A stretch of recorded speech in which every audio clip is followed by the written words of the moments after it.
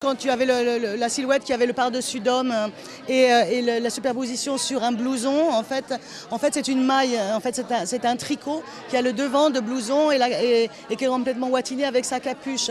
Donc en fait c'est un vêtement qui va se glisser sous un manteau sans qu'il y ait la lourdeur des vraies superpositions. Parce que c'était aussi d'ailleurs un peu inspiré de portées d'hommes qui sont porter un blouson et un par-dessus et un porté, une association de pièces que je trouvais belle dans ce que font les hommes.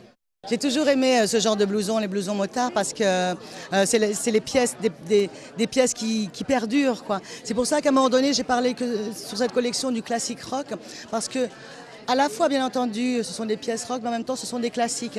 Une veste collège, un blouson aviateur, un blouson motard, ce sont des vraies pièces qui existent. Ce sont des références comme ce qu'on appelle les vêtements amicaux, qui sont pas trop mode non plus, dans lesquels on ne se sent pas déguisé.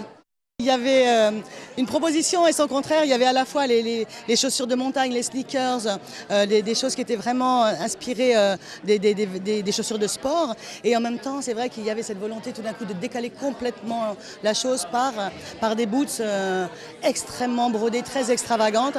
En même temps toute la modernité était que tout était sur des boots, des low boots, c'est-à-dire qu'en fait il y avait pour ainsi dire aucun escarpin ni aucune sandale.